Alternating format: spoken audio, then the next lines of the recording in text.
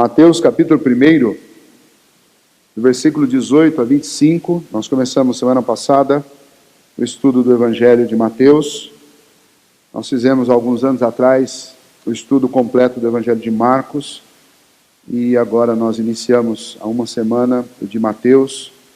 Eu aconselho vocês, seria muito bom se todos pudessem, ao longo da semana, fazer a leitura do Evangelho todo, se não, pelo menos, do capítulo seguinte ao que nós acabarmos de ler, aqui no domingo. Então, Mateus capítulo 1, de 18 a 25, diz assim a palavra do Senhor. Ora, o nascimento de Jesus Cristo foi assim: estando Maria, sua mãe, desposada com José, sem que tivessem antes coabitado, achou-se grávida pelo Espírito Santo. Mas José, seu esposo, sendo justo e não a querendo infamar, resolveu deixá-la secretamente. Enquanto ponderava nestas coisas, eis que lhe apareceu em sonho um anjo do Senhor, dizendo: José, filho de Davi, não temas receber Maria, tua mulher, porque o que nela foi gerado é do Espírito Santo. Ela dará à luz um filho, e lhe porás o nome Jesus, porque ele salvará o seu povo dos pecados deles.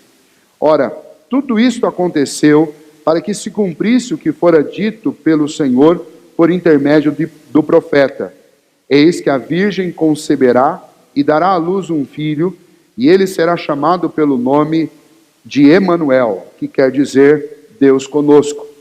Despertado José do sono, fez como lhe ordenara o anjo do Senhor e recebeu sua mulher. Contudo, não a conheceu, enquanto ela não deu à luz um filho, a quem pôs o nome de Jesus.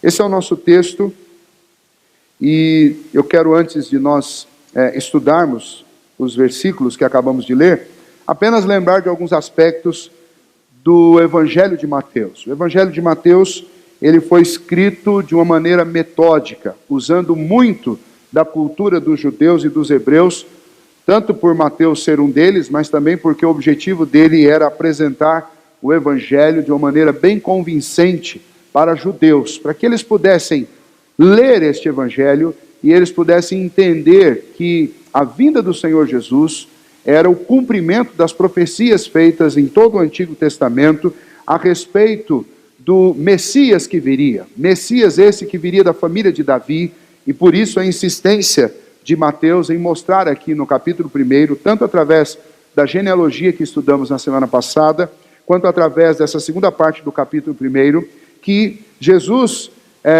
nasceria numa família de descendentes diretos de Judá, da tribo de Judá, especialmente da família de Davi, para mostrar que Jesus trazia consigo tanto a realeza e o sangue da dinastia davídica, quanto também ele cumpria em si as profecias que o Senhor havia dado ao seu povo, de que enviaria um Messias, um Salvador, para que nos salvasse dos nossos pecados, inclusive e primeiramente os judeus e depois também os gentios.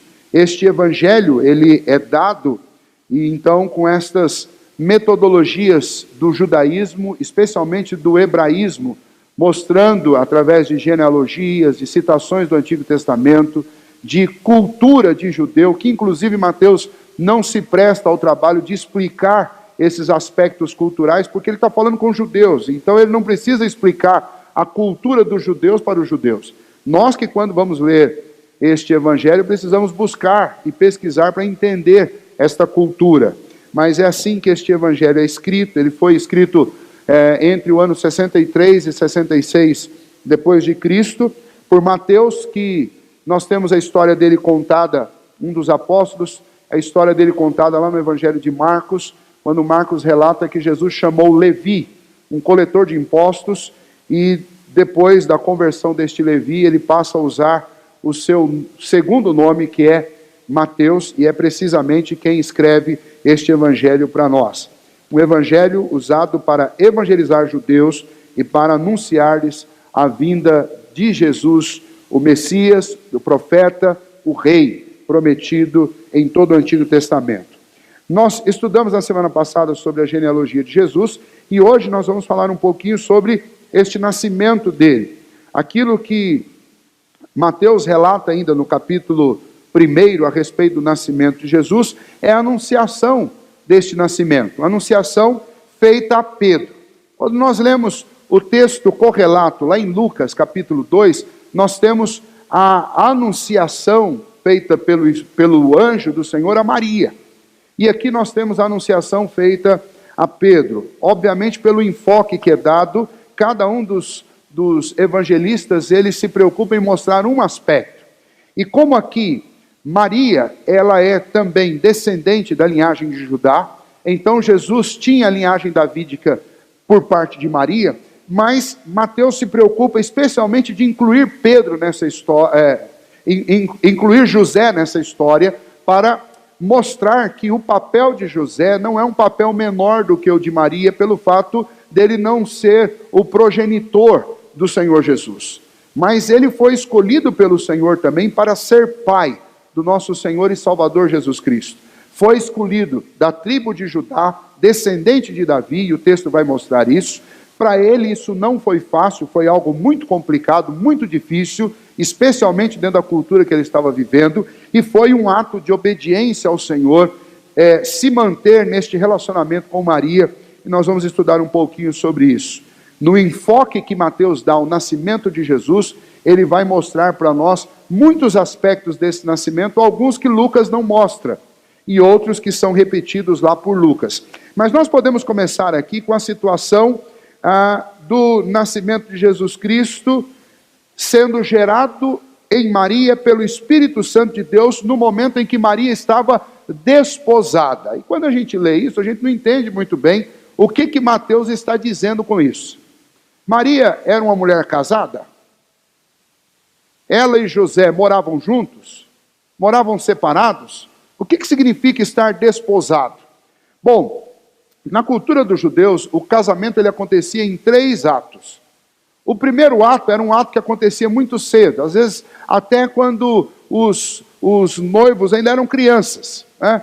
E o primeiro ato era um ato formal, em que os responsáveis pelos filhos combinavam um casamento, né? Então, eu sou pai e pego lá alguém que eu acredito que seja uma família boa e que tenha uma filha que seja adequada para ser a esposa do meu filho, e eu vou lá e combino com o pai dessa menininha, dessa criança ainda, e combino que quando os dois crescerem, os dois vão ficar noivos e vão se casar. Então, isso inclusive acontecia na nossa cultura também, há uns 50 anos atrás, acontecia muito disso ainda, de casamentos combinados.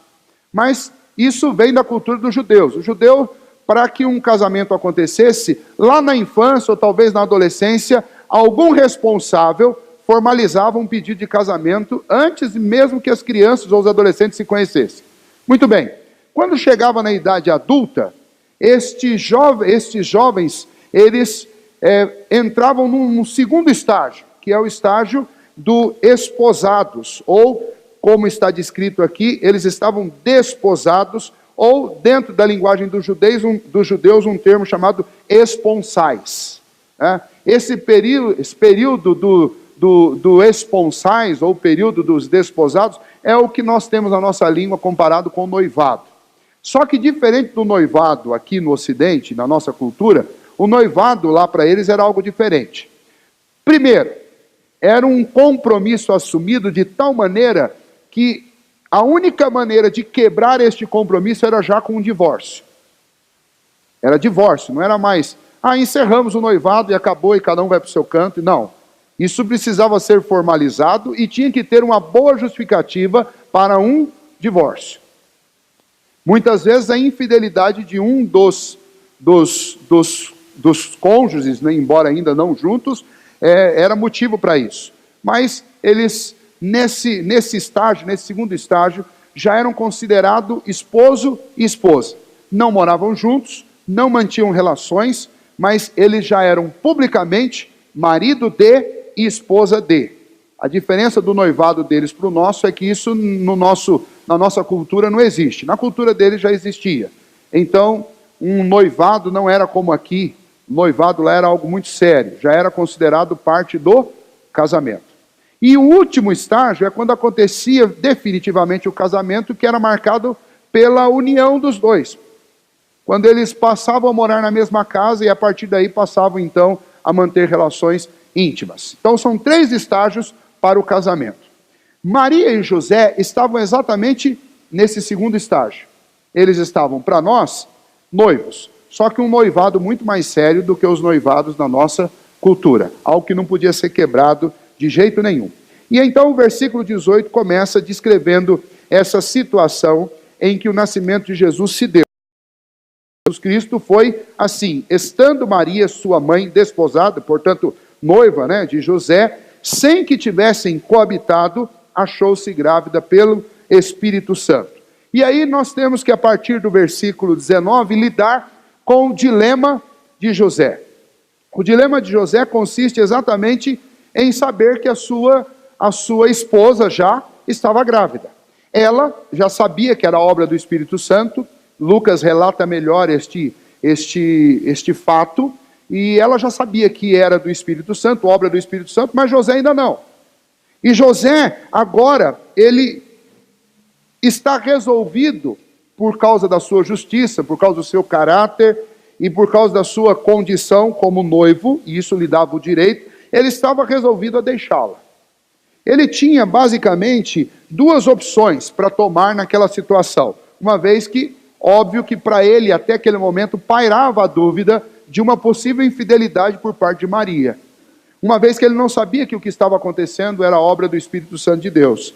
Então ele tinha uma opção, que era fazer uma denúncia pública contra Maria. O problema é que isso ia expô-la. Ia expô-la de tal maneira que a sentença para a quebra deste noivado, deste contrato com infidelidade, naquela época era apedrejamento. Ela seria julgada publicamente e, se confirmado que ela foi infiel a José, ela seria apedrejada. Está vendo a seriedade de quebrar um noivado lá na cultura dos judeus? Mas José amava muito Maria. E a gente vê que a segunda opção dele é o que o versículo 19 relata que ele vai fazer. A segunda opção era que ele pedisse um divórcio, como se isso fosse um desejo dele, algo que ele tomou uma decisão, e ele silenciosamente se despedisse sem fazer qualquer alegação dos motivos por causa do divórcio. A lei dava ao homem o direito de fazer isso, de pedir. É óbvio que isso ia macular a sua reputação de uma forma definitiva dentro da cultura.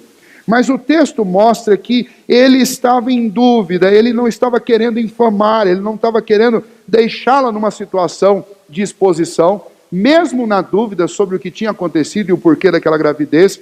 O versículo 19 diz que a opção que José tomou era essa opção de evitar o escândalo público, de não deixar que a sua amada passasse por um julgamento e que por fim fosse sentenciada à morte. Estas eram as poucas opções de José, e ele toma a opção que ele considera melhor, e obviamente isso descreve que ele tinha amor por ela, ele cultivava e nutria sentimentos profundos por ela. E no meio desse dilema em que ele estava, o versículo 20 relata que o anjo do Senhor aparece. Porém, enquanto ele refletia sobre isso, o que aconteceu? Um anjo do Senhor lhe apareceu durante um sonho e disse: José, filho de Davi, não hesites em receber Maria. Ou seja, ele estava hesitando. E isso é a marca do amor e do quanto ele almejava permanecer junto à sua esposa, acredito, tão esperada e tão amada, e ele não queria deixá-la, mas ele tinha dúvidas. E então o anjo do Senhor aparece. Embora ele já houvesse decidido quanto à atitude de abandoná-la e de deixá-la secretamente, o anjo se interpõe e diz que ele não deveria fazer isso. Por quê? Porque o que Maria estava dizendo era verdade. O filho que ela trazia no ventre era obra do Espírito Santo, tinha sido gerado pelo Espírito Santo. E quando ela fala sobre isso, então, quando o anjo fala sobre isso a José, o anjo vai relembrar José, porque José era um judeu, especialmente da tribo de Judá, e ele sabia das promessas que o Senhor tinha feito a respeito de um Messias. E então eu imagino que, à medida em que o anjo ia falando naquela visão com José, ele começou a repassar na sua mente as promessas que o Senhor tinha feito, as promessas do Antigo Testamento, e então aquilo começou a ficar claro e ele entendeu o que estava acontecendo. Uma missão sacrossanta tinha sido dada à sua esposa, Maria, e a ele também. E o anjo estava ali exatamente para comissioná-lo para essa tarefa, a tarefa de ser o pai do Salvador, Jesus Cristo. E então o anjo diz que ele não deveria temer cumprir aquela sua missão, nem muito menos de receber Maria, porque aquilo era obra do Espírito Santo. Então eu tenho, primeiramente, José tomando conhecimento sobre isso, tem um dilema, e esse dilema é acalmado no coração de José pela revelação que este anjo faz. E isto mostra claramente para nós que Deus não desamparou Maria, nem muito menos desamparou José. Não deixou Maria sem um companheiro e não deixou José na dúvida. O Senhor esclareceu isso. Naquela cultura, uma mulher solteira, então, era algo gravíssimo. Ela seria fatalmente, por causa da infidelidade, apedrejada, mesmo estando solteira. E então o Senhor a livrou daquele risco da morte, do apedrejamento, fazendo com que o seu esposo José soubesse o que estava acontecendo e se mantivesse firme ao lado dela. O casamento não foi quebrado, nem foi prejudicado por causa daquela circunstância. Muito pelo contrário. Agora, sabedor de qual era a missão, José se torna um esposo e também um pai comprometido, primeiramente, com uma obra que é do Senhor e que tem o respaldo de promessas que foram ditas há pelo menos 2000 anos antes que eles nascessem, antes que aqueles fatos acontecessem. Além disso, o anjo diz também para José algo muito importante a respeito do nome que o filho de Maria deveria receber. O nome tem que ser Jesus. Na língua grega, a palavra Jesus é, na realidade, uma transliteração, uma tradução direta da palavra Josué do hebraico, que significa Javé, ou o Senhor é o Salvador. Javé, na língua hebraica, significa o Senhor da aliança. Então, literalmente diz, o Senhor da aliança é o Salvador. É isso que esta terminologia significa, é isso que este nome Josué, que na tradução para o grego, na tradução que nós temos, que dá o nome a Jesus, que é este nome Jesus, significa isso. Jesus, ou o Senhor da aliança, o Deus da aliança, é o Salvador. Mas este Salvador é Salvador do quê? E é interessante que aí este assunto tem a ver diretamente conosco. Primeiramente, Mateus fala sobre Maria e sobre José. Mas quando Mateus começa a descrever a anunciação que aquele anjo faz a respeito do nascimento de Jesus, ele começa a falar sobre nós. Porque Jesus vem para ser o Salvador, Jesus vem para ser o resgatador, Jesus vem para ser o libertador de um povo cheio de pecados, de nós. E Jesus, ele realiza uma obra para nós que acontece em 3 tempos. A obra salvadora do Senhor Jesus é em relação ao meu passado, é em relação ao meu presente e é em relação ao meu futuro. Quando eu leio a respeito de Jesus, especialmente textos como este, que apresentam Jesus como Salvador, eu estou ouvindo a respeito daquele que me livra dos problemas do meu passado, das questões do meu presente e das consequências delas no meu futuro. Basicamente, em relação ao meu passado, Jesus me salva da culpa que muitos de nós carregamos pelas coisas erradas que nós fizemos no passado. Em relação ao presente, Jesus me livra do pecado e da presença dele hoje na minha vida. Me livra da escravidão ao pecado, ele me faz livre para que eu não tenha que viver fazendo as coisas que desagradam o coração de Deus e que me sentenciam à morte. E em relação ao futuro, Jesus é o meu Salvador porque ele pagou o preço lá na cruz para que eu não recebesse em mim as minhas condenações. As condenações que são justas pelo meu pecado. Ele fez isso por mim. E então, quando Mateus fala de Jesus, mencionando esta fala aqui do anjo, de que ele deveria receber o nome de Jesus, aquele menino precisava chamar Jesus. Por quê? Porque ele ia salvar o povo do pecado deles. Está falando de nós, está falando que aquele menino nasceria para resolver o problema do meu passado, o problema do meu presente e o problema do meu futuro, através da obra dele. E então, a Bíblia vai apresentar isso de capa a capa. Nós podemos citar apenas, pensando no Novo Testamento, que Jesus nos salvou da condenação. Romanos 8:1 fala disso. Agora, pois, nenhuma condenação há para aqueles que estão em Cristo Jesus. Se nós pensarmos em relação à nossa vida do presente, nós vivíamos escravos do pecado, mas agora não estamos mais nessa prisão. O pecado não tem mais domínio sobre nós, mas nós servimos ao Senhor. De manhã nós falamos sobre isso, nós somos escravos de Cristo Jesus. Ele é o Senhor das nossas vidas. Em relação a isso, a Bíblia tem muitos textos, e nós podemos falar o tempo inteiro. Aliás, quando nós abrimos a Bíblia para falar sobre qualquer assunto, nós vamos sempre terminar falando a respeito desta obra salvadora de Jesus Cristo. Ele veio para salvar o seu povo, e o seu povo não é todo o indivíduo que nasceu sobre essa terra, mas aqueles que o Senhor, desde o princípio, desde toda a eternidade, escolheu e chamou para ser seu. O versículo 21 diz: e ela dará à luz um filho, e lhe porás o nome Jesus, porque ele salvará o seu povo dos pecados deles. E então, é interessante, porque a partir daí, o que nós encontramos é, especialmente no versículo 23, um resumo das profecias feitas no Antigo Testamento.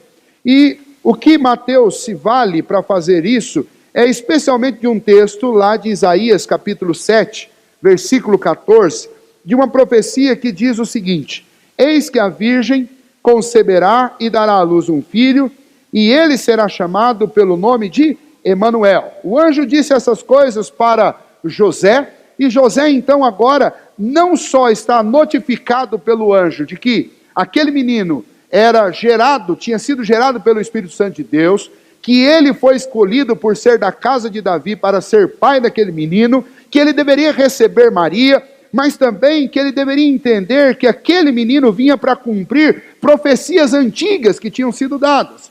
E a citação é feita de Isaías 7,14. E esta profecia, ela foi dada pelo menos 700 anos antes do nascimento de Jesus. Na época em que essa profecia foi dada, a situação lá em Judá era uma situação crítica. O rei era o rei Acás, nós falamos um pouquinho sobre ele na semana passada. Ele era rei de Judá, e nessa época tinha acontecido uma colisão entre o rei de Israel, que era Peca, e o rei da Síria, que era Rezim. Estes dois se ajuntaram e eles começaram a ameaçar os judeus, ou o reino de Judá, e conspiravam constantemente para destruir a dinastia de Davi. A intenção era acabar com a linhagem davídica. E então, nesse contexto, o profeta Isaías vai trazer uma profecia da parte de Deus para Acás. E essa profecia, que é a que nós lemos aqui: eis que a virgem conceberá, dará à luz um filho, e o seu nome será Emanuel, que traduzido significa Deus conosco. Quando Isaías trouxe essa profecia a Acás, essa profecia deveria servir para Acás para o seguinte: Acás não precisava ter medo daquela coalizão e nem das ameaças que Peca e Rezim faziam a ele, e das tramas deles para tentar encerrar a família, a linhagem de Davi, da qual Acás faz parte. Ele não precisava ter medo, porque o fato de Deus ter profetizado através de Davi, aliás, de Isaías ter profetizado da parte de Deus, que a virgem conceberia e daria à luz a um filho, e ele seria realmente o Salvador, o Deus conosco, era a prova cabal de que os planos de Peca e de Rezim iam falhar. O problema é que Acás não acreditou nessa promessa. Ele deu uma de humilde lá, depois você pode ler isso, continua lendo lá Isaías capítulo 7, e você vai ver que ele não acreditou na profecia que foi proferida por Isaías, e as consequências graves vieram sobre o reino de Judá, inclusive do próprio exílio que aconteceu com eles. Mas a profecia se cumpriu. E se cumpriu quando? Se cumpriu quando Maria passou a estar grávida. Existe um problema com esse texto, e eu preciso citar, porque talvez você vá ler sobre isso em algum lugar. Existem duas interpretações para esse texto. Sempre que uma profecia é dada, você tem um cumprimento da profecia, que é um cumprimento local, temporal primeiro, prévio, e depois um cumprimento total. Com muitas profecias é assim, não com todas. Especialmente com essa daqui, existe uma dificuldade porque alguns vão dizer, olha, naqueles dias realmente nasceu alguém que trouxe esperança para o reino de Judá. Não há prova sobre isso. E o problema maior é que essa palavra que é usada aí, a virgem conceberá, esta palavra também era usada para descrever uma mulher nesse período em que ela está desposada, noiva. Tá? Só que o único relato na Bíblia que nós temos que o Espírito Santo fez com que uma mulher concebesse é o relato de Maria. Então, aqueles que defendem que essa profecia se cumpriu lá no reino de Judá, eles vão ter que explicar como é que isso aconteceu. Porque se uma virgem concebeu, no caso uma mulher que estava noiva, concebeu, significa que ela cometeu um pecado de impureza sexual antes do casamento. Dificilmente, aliás, é impossível que Deus vá cumprir uma promessa dele, levando uma pessoa a pecar para que a promessa se cumpra. Então, o segundo argumento, a segunda explicação sobre esta profecia, é o que melhor cabe dentro daquilo que a Bíblia mesmo ensina. Que esta profecia é uma referência direta a Cristo. Não tem uma referência menor, não tem um cumprimento menor dessa profecia nos dias em que ela foi dada e depois o cumprimento maior com Cristo Jesus. Não, esta profecia de Isaías é uma profecia a respeito de Maria e a respeito de Jesus, ninguém mais. Nenhuma outra antes de Maria concebeu de forma virginal, por obra do Espírito Santo. E nenhum outro antes de Jesus recebeu este nome de Emanuel, Deus conosco, Jesus, o Salvador. Então, quando você ouvir sobre essa questão das teorias aí da dupla referência, da referência direta, saiba que a opinião que é bem aceita nos nossos círculos é a opinião da referência direta, ou seja, esta profecia de Isaías está falando especificamente do que iria acontecer quando Jesus viesse. E o que aconteceu foi que Jesus foi concebido por obra do Espírito Santo. E isso cabe perfeitamente na doutrina que nós temos a respeito de Cristo Jesus, que ele, para ser nosso Salvador, ele precisa ser verdadeiramente homem, então ele tem que ser descendente de alguém da nossa raça. Ele tem que ser descendente especialmente de alguém da linhagem de Davi, Maria. E tem que ser também verdadeiramente Deus, para ser capaz de realizar um sacrifício por todos que o Senhor quis salvar. E ele é então gerado pelo Espírito Santo. Em um só homem, duas naturezas, a natureza divina e a natureza humana. Uma natureza humana não contaminada pelo pecado, porque ele não é fruto de uma concepção humana. Como Salmo 51 diz que em pecado nós somos concebidos, nascemos em iniquidade. No caso de Jesus, não, porque ele não é fruto de uma relação entre um homem e uma mulher. Ele é fruto da obra do Espírito Santo no ventre de uma mulher. Então ele traz a natureza humana, mas não a natureza humana contaminada pelo pecado. E ele traz a natureza divina consigo. O divino Deus e o homem Deus em Cristo Jesus se somam e se tornam um. Um só Senhor, o nosso Salvador, com duas naturezas. Então a profecia de Isaías, ela se cumpre inteiramente, completamente na pessoa de Jesus Cristo. O nome aqui, quando ele é reforçado, que o nome deve ser Jesus, é para confirmar aquela profecia de Isaías que diz que o nome dele deveria ser Emanuel. E Jesus também recebe essa alcunha de Emanuel, Deus conosco. Mateus faz questão de mostrar isso e deixar isso muito claro ao longo de todo o Evangelho. Porque ele vai mostrar, através dos relatos, que Jesus Cristo é aquele que veio habitar conosco para curar aqueles que estão doentes. Você vai ler a partir do capítulo 4, especialmente versículo 23, ele veio curar. Capítulo 4, 24, ele veio libertar daqueles que estavam endemoniados. Capítulo 5, de 1 a 12, ele veio para aqueles que são pobres de espírito, para abençoá-los.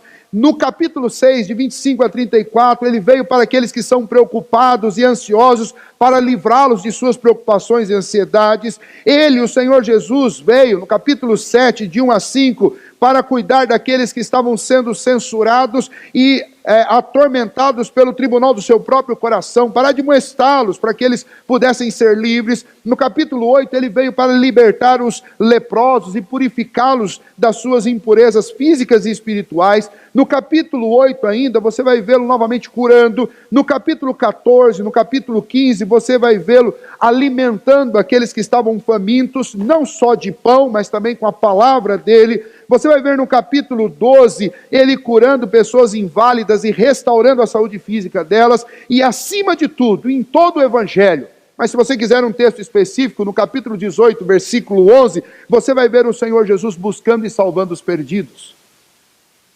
Este é o significado desta palavra Emanuel, é Deus conosco, para nos ajudar a lidar com as nossas mazelas, com as nossas dificuldades, com as nossas deficiências, com os nossos problemas. E é isso que o anjo disse a José: José, não tema receber Maria, porque o que está nela é gerado pelo Espírito Santo. E quando nascer, você dará o nome de Jesus, porque ele veio para salvar os homens. Lembra da profecia de Isaías? Ele é aquele que foi prometido, que nasceria de uma virgem, e ele seria o próprio Deus conosco. E foi isso que o anjo disse a José, para animá-lo naquela nobre função e dar a ele convicção a respeito do que ele deveria fazer. E o versículo 24, indo já para o final, nós vemos a obediência de José. No versículo 24 diz que depois que ele despertou do sono, ele fez como lhe ordenara o anjo do Senhor, e recebeu sua mulher, sem medo. Recebe sua mulher, ele faz tudo como o Senhor havia lhe ordenado. Ele não era como muitos de nós, que apenas ouvem a voz de Deus, mas não cumprem. Ele ouvia Deus falando com ele, e ele cumpria. Não adianta apenas ouvir o que Deus fala conosco. Nós precisamos ouvir e precisamos também obedecer.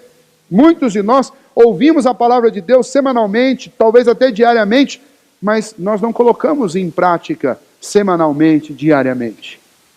Mas está aqui o grande exemplo de José para nós, e a grande lição que este homem, que é extremamente discreto, você vai ver que na história dos 4 evangelhos, a vida de José é extremamente discreta. Nós ouvimos e sabemos muito pouco sobre ele, exceto do fato de que ele foi o grande referencial, o porto seguro para o Jesus menino, para o Filho de Deus. Ele foi o pai que o próprio Deus escolheu para o seu filho, o pai terreno. Ele foi o marido que amou e cuidou da sua esposa e do Filho de Deus, que ela trazia em seu ventre. Este homem José é um exemplo de obediência, de confiança em Deus, de alguém que confia na vontade de Deus para a sua vida. E aí o versículo 25 tem mais um daqueles exemplos de hebraísmo que eu citei para vocês.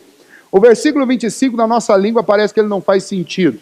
O versículo 25 diz assim: contudo não a conheceu, enquanto ela não deu à luz um filho, a quem pôs o nome de Jesus. Para uma leitura ingênua do texto, vai dizer assim: mas como assim não conheceu? Ele é noivo dela, ele conhece ela, sabe onde ela nasceu, sabe quem é o pai, a mãe dela, sabe onde ela mora, lógico que ele conhece, como ele não conheceu? E aí, é claro que esta palavra conhecimento aqui, ela está substituindo outra palavra da nossa língua. Isso é hebraísmo. Só para recordar, a Bíblia esta história aconteceu numa época em que este povo falava aramaico, escrevia em grego e pensava em hebraico. E no hebraico, relações íntimas, o amor, que é o amor íntimo entre as pessoas, ele tem uma palavra específica para ele, que é a palavra hesed. É um amor de intimidade, de proximidade, de conhecer por dentro e por fora, de forma física e de forma emocional, espiritual, de todos os sentidos. É o amor mais profundo que existe. Quando eles tinham que traduzir isso para o grego, faltava palavra para descrever isso. E uma das palavras que era usada no grego para descrever isso, na tradução nossa, é a palavra conhecer. E esta palavra conhecer, em vários locais no Novo Testamento, ela aparece, e muitos de nós leem o conhecer sem entender que ele não está falando de conhecimento cognitivo. Ele está falando de conhecer de forma amorosa, íntima e pessoal. Um exemplo disso está lá em Romanos. Quando o apóstolo Paulo fala sobre a nossa salvação, ele diz: portanto, aos que de antemão conheceu, a esses também predestinou. Vejam só, faz algum sentido dizer aqueles que de antemão Deus conheceu? Olha, nós não falamos que Deus é onisciente, que Ele conhece todas as coisas? Como é que Paulo está dizendo aqueles que de antemão conheceu, predestinou? Deus conheceu todos, ou então Ele predestinou todos, ou esse conhecimento aí não tem a ver com conhecimento cognitivo, mas tem a ver com amor, relação íntima e pessoal. E é disso que Mateus está falando aqui neste versículo 25. Ele está dizendo, olha, José recebeu Maria, levou para sua casa, deu a ela um ambiente familiar, ele foi o esposo dela. Só que eles não mantiveram relações íntimas até que Jesus nascesse. Mateus não explica por que eles fizeram isso. Não tem uma explicação, uma ordem daquele anjo para que eles não fizessem isso. O mais provável que era por uma questão de reverência e respeito pela obra que o Senhor estava realizando. Então os dois entenderam que naquele momento eles deveriam se privar até que o nascimento de Jesus acontecesse. Tanto que depois eles vão ter uma vida de casal normal, porque Jesus tem irmãos. Irmãos não por parte de pai, mas por parte de mãe, Jesus tem alguns irmãos. Então, nós não temos explicações detalhadas por que eles fizeram isso, mas o texto deixa claro que José a recebeu em sua casa e eles se tornaram uma família. Até que Jesus nascesse, eles se mantiveram sem contato físico, íntimo, e assim o nascimento de Jesus aconteceu. Bom, é isso que o texto nos ensina. O que nós aprendemos com essa história? Nós aprendemos, em primeiro lugar, que Deus é fiel e sempre cumpre as suas promessas. Deus prometeu, desde Gênesis capítulo 3, versículo 17, que da semente da mulher nasceria um que esmagaria a cabeça da serpente. Um descendente que viria para salvar os homens dos seus pecados. Lá em Gênesis capítulo 3, e aqui em Mateus capítulo 1, nós temos o cumprimento dessa promessa. Ou seja, o Deus que nós servimos é um Deus fiel. Ele faz a promessa e Ele cumpre a promessa. As suas palavras não falham e nem voltam atrás. Nem um tio da sua palavra passará sem que primeiro cumpra o efeito para o qual o Senhor a designou.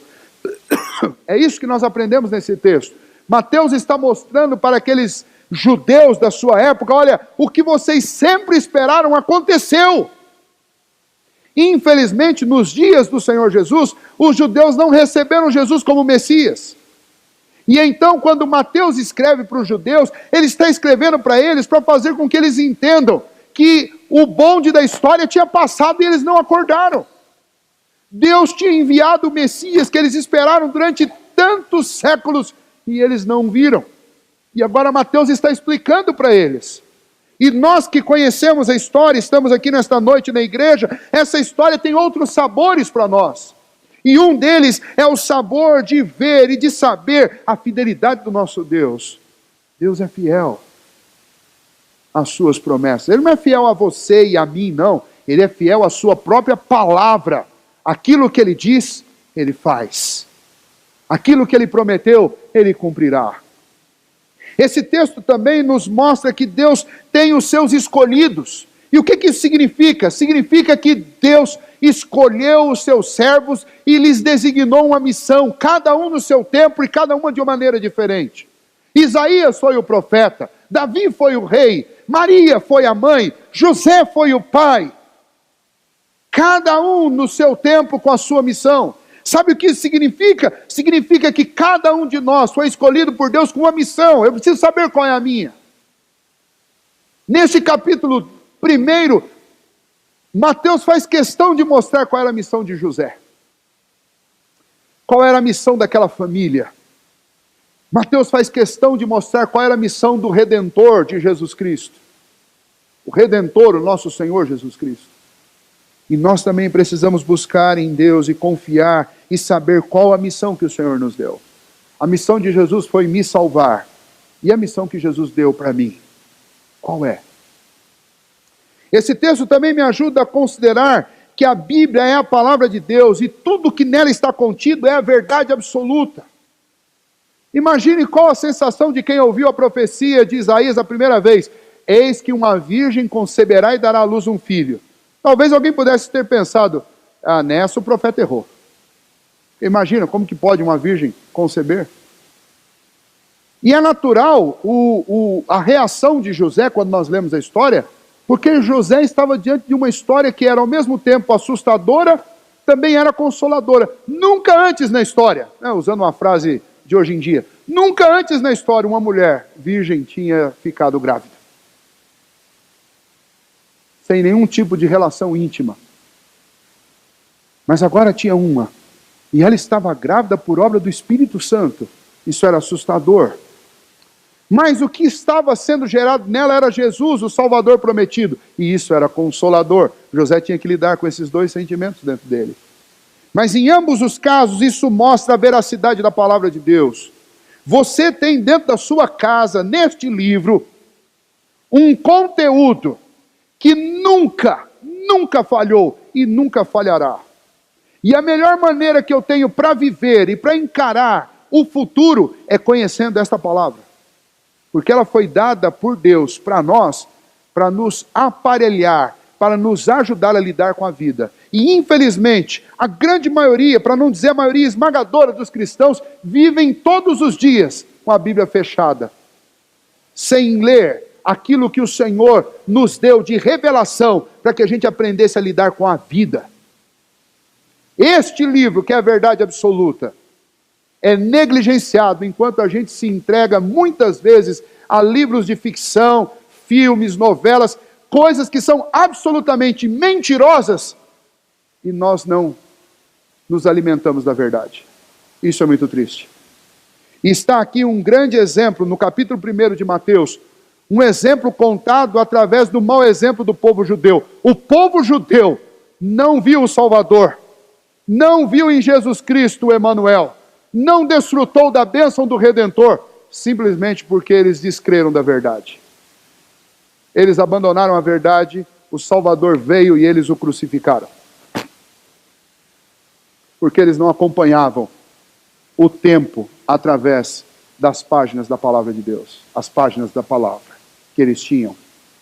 E você tem lido a palavra de Deus e nós temos aproveitado esta palavra que é a verdade absoluta.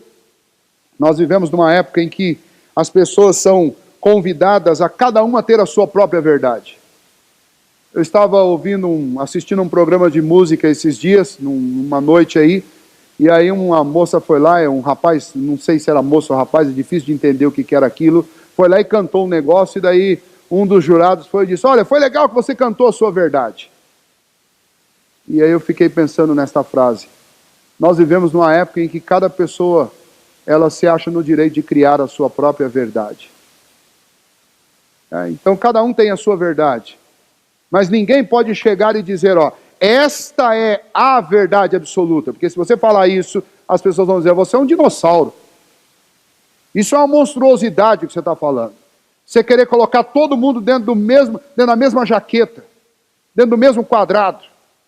A Bíblia pode se aplicar a você, mas não vai se aplicar a mim. Mentira. Mentira do nosso século. A Bíblia é a verdade absoluta de Deus, revelada, e ela se aplica a todo homem, quer ele goste ou quer não goste. E deixar esta Bíblia fechada dentro da nossa casa é o maior prejuízo que você pode ter em toda a sua vida. Porque é esta Bíblia que te ajuda a lidar com a vida. Foram as palavras desta Bíblia que o anjo usou para ajudar José a lidar com aquela situação que ele tinha que lidar. O anjo ajudou José citando o Antigo Testamento. A melhor ajuda que nós podemos ter na nossa lida diária com a vida está nas páginas da Bíblia. O próprio Senhor Jesus, quando foi tentado por Satanás no deserto, ele usou as palavras da Bíblia para refutar a Satanás. Os apóstolos, nas horas mais decisivas da vida deles, eles citaram o Antigo Testamento, ou as palavras do próprio Senhor Jesus. Negligenciar a palavra de Deus é o maior prejuízo que eu posso ter na vida, porque ela é a verdade absoluta. Um outro aspecto que essa história me ensina é que Deus é soberano. E embora a gente fale tanto sobre isso, a gente sempre precisa voltar nessa tecla. O Senhor da história é o Senhor Deus. Acás, quando a profecia de Isaías 7 foi proferida, Acás não acreditou. Ele não acreditou que o Senhor ia guardar a linhagem davídica para que ela não fosse perdida, porque o Redentor, o Rei dos Reis, ia nascer da semente de Davi. Acaso não acreditou? Porque ele estava com medo de Peca e de Rezim. E o medo dele, daqueles homens, fez com que ele fizesse alianças espúrias, que resultou num castigo que o povo de Judá, juntamente com o povo de Israel, teve que amargar por cerca de 100 anos, quando eles foram escravos na Babilônia. Por quê? Porque eles tiveram mais medo dos homens do que de Deus. Eles esqueceram que o governo da história está nas mãos de Deus. E começaram a achar que Peca e Rezim poderiam realmente causar algum dano. Os grandes erros da nossa vida são cometidos quando a gente começa a temer mais os homens do que a Deus. Quando a gente começa a achar que os homens têm tanto poder que eles podem ir além do que o próprio Deus. Nós estamos vendo no nosso país uma série de circunstâncias, de denúncias, de coisas ruins acontecendo. E a crise já pode ser sentida por todo mundo. Basta você ir ao mercado toda semana, você vai saber o quanto as coisas pioraram no nosso país. Mas aquele que confia no Senhor, você que crê em Deus, você não pode duvidar de que tudo isso está debaixo do governo de Deus. Deus sabe o porquê que nós estamos passando por isso. Deus tem o começo, o meio e o fim da história. O Senhor Jesus é descrito na Bíblia como o alfa e o ômega, o princípio e o fim. Então tudo o que está acontecendo debaixo do governo de Deus. As denúncias que são feitas na mídia podem ser surpresa para nós, mas nunca foram surpresas para Deus. Porque ninguém pode se esconder de Deus. Ninguém pode tramar nas costas de Deus. Ninguém pode esconder coisas de Deus. O nosso Deus soberano é quem está conduzindo a nossa história. Se temos passado por crise, de alguma maneira o Senhor sabe que nós precisamos disso. Senão não estaríamos passando. E essa história nos mostra isso. Deus soberanamente governando a história. Governando a vida de Maria, a vida de José. E a vida de todos aqueles reis que antecederam naquela genealogia que nós estudamos. Essa história nos ensina que também Deus se comunica com os homens. No meio daquela aflição, quem veio trazer paz ao coração de José foi o próprio Senhor, através de um anjo. Sabe o que isso significa? Significa que Deus é um Deus de comunicação. Ele sempre fez isso. Desde o princípio, Ele se comunica conosco para nos ajudar a lidar com as nossas dificuldades. Nessa ocasião, Deus falou através de um sonho. Um sonho em que José viu um anjo. Nós não sabemos se é um sonho, se é uma visão. Mas Deus falou com José. Vocês acham que o Deus que nós servimos é diferente do Deus daquela época? É o mesmo Deus. E este mesmo Deus continua a falar conosco. Ele fala através de uma pregação, Ele fala através de uma leitura da Bíblia, Ele fala ao nosso coração, nos inclinando para determinadas coisas. Ele fala através de um conselheiro. Ele fala conosco através de uma simples leitura da sua palavra. Ele fala conosco. Somos nós que muitas vezes somos negligentes ou insensíveis e não queremos ouvir a voz de Deus. Mas nós, por exemplo, precisamos aprender o exemplo de José. Deus falou com ele ouviu e obedeceu. Este texto, por fim, e a mensagem máxima dele, mas nós vamos falar sempre disso, em cada um dos versículos, esse texto mostra que Jesus veio para nos salvar dos nossos pecados. Somos pecadores. E a única segurança que nós podemos ter diante do futuro é o nome de Jesus. Este é o nome, sobre todo nome. É o nome que tem todo o poder. É o nome daquele que veio para estar conosco, para ser o Deus Emanuel, para nos curar das nossas enfermidades, para nos libertar dos nossos pecados, para livrar, lembra sempre disso, para nos livrar da culpa do passado, nos livrar do domínio do pecado no presente, da presença do pecado em nós e nos livrar da condenação da morte futura. Esta foi a obra de Jesus Cristo. E é a respeito desta obra que nós vamos estudar em cada página desse Evangelho.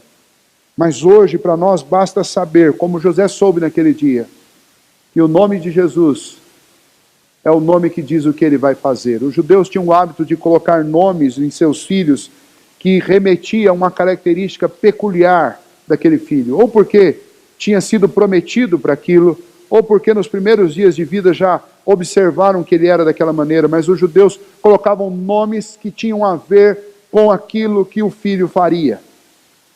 E então o anjo mandou José colocar o nome naquele menino de Jesus, porque ele salvaria o povo dos pecados deles. Qual é a primeira informação que nós precisamos saber sobre Jesus? É que este nome significa aquele que me salva dos meus pecados. É isso que eu preciso saber sobre Jesus, inicialmente. Que eu confie e que eu creia neste Filho de Deus, nosso Salvador e Redentor, que veio para nos livrar dos nossos pecados e da condenação deles. Quantas lições preciosas para a nossa vida. Nós só precisamos agora seguir o exemplo de José. Todas estas lições trazem implicações para a nossa vida. O que nós vamos fazer a partir daqui deve ser, de preferência, o mesmo que José fez. Despertando José, fez tudo quanto o anjo lhe havia dito. Que ao sairmos daqui, nós façamos tudo de acordo com o que acabamos de ouvir. Vamos ficar em pé, nós vamos orar.